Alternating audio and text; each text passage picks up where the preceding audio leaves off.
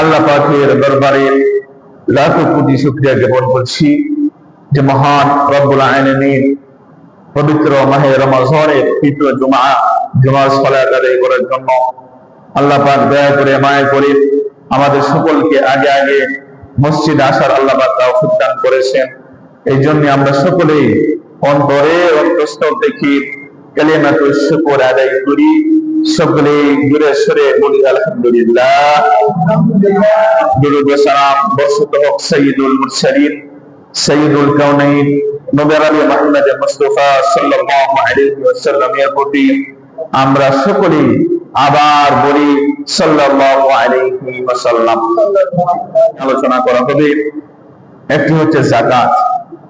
এই রমজান মাসে ধনীরা যাকাত প্রদান করে থাকে, আবার অনেক ধনী যাদের উপরে যাকাত ফরজ যাকাত দেয় না।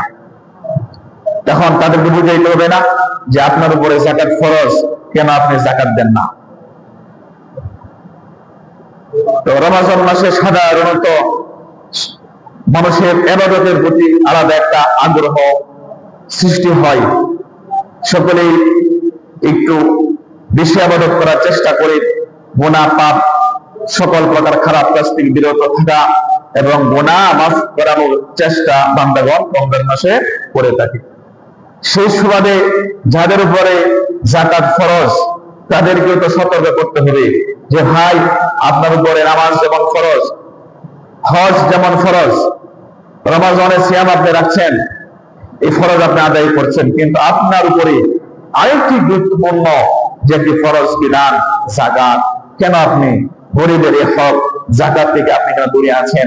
কেন আপনি আপনার এই যাকাতের যে অংশটুকু আছে গরিবদের থেকে কেন আপনি আপনার হক আদায় করেন না? যাকাত যিনি প্রদান করবেন, যাকাত যিনি দিবেন, খুবই সতর্কতার সাথে যাকাত দিতে হবে। যে কাউকে যাকাত দেওয়া যাবে না।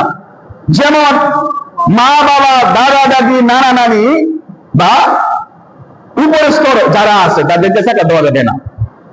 ছেলে মেয়ে, নিজ বাবা মা, দাদা দাদি, নানা নানি, এত উপরের যারা আরো আছে তাদের বংশধর, তাদেরকে যাকাত দিতে পারবে না। এবং ছেলে মেয়ে, নাতি নাতনি এবং নিচের আত্মীয় স্বজন যারা আছে তাদেরকে যাকাত দিতে পারবে না। পিতা তার ছেলে মেয়ে এবং দাদা তার নাতি নাতনি তাদেরকে যাকাত দিতে পারবে না। এবং স্বামী স্ত্রীকে যাকাত দিতে পারবে না, স্বামী তার স্ত্রীকে যাকাত দিতে পারবে না। কারণ স্ত্রী বরণ পোষণের দায়িত্ব সম্পূর্ণ স্বামীর উপরে, স্বামী তার স্ত্রীকে যাকাত দিতে পারবে না। কিন্তু এর বিপরীত স্ত্রী স্বামীকে যাকাত দিতে পারবে। বিষয়টা খেয়াল করি, আমরা মাসালা খেয়াল করি। কিন্তু স্ত্রী স্বামীকে যাকাত দিতে পারবে, স্বামী স্ত্রীকে দিতে পারবে না।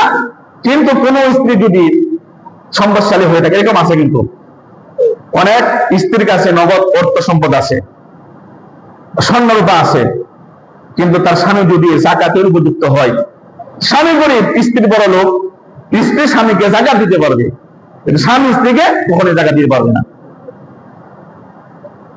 আরেকটি মাসালা, নাস্তিক ও মুসলিম তাদেরকে যাকাত দেওয়া যাবে না। কোন মুসলিম, নাস্তিক, কাফের তাদেরকে যাকাত দেওয়া যাবে না।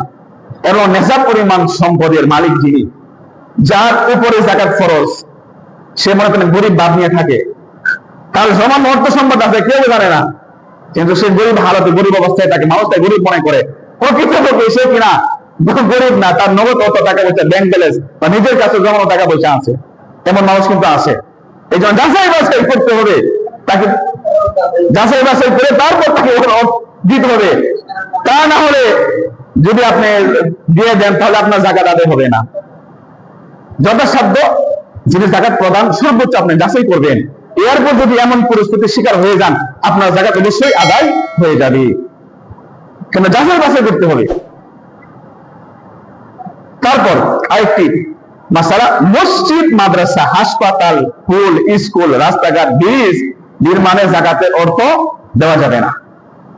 এই যাকাতের অর্থ মসজিদ, মাদ্রাসা, স্কুল, রাস্তাঘাট, জনকল্যাণ উন্নয়নমূলক কোন কাজে আপনি যাকাতের অর্থ আপনি ব্যয় করতে দিতে পারবেন না। যাকাতের অর্থ সম্পূর্ণ এটা গরিব, মিসকিন, অসহায় মানুষ, এই তিন গরিব যারা, তাদের হক তাদেরকে দিতে হবে। এছাড়া অন্য কোনো খাতে যাকাতের অর্থ দেওয়া যাবে না।